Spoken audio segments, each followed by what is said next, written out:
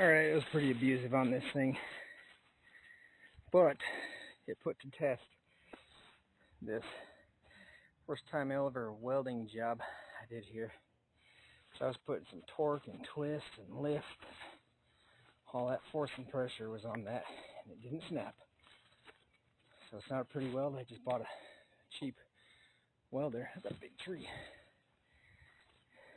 And welded it up. Good to go now. No thanks to you, Harbor Freight. I do like this thing though, and I've been working it hard. You see that road I'm building? It keeps going. Actually, it extends out that way. There's one down there.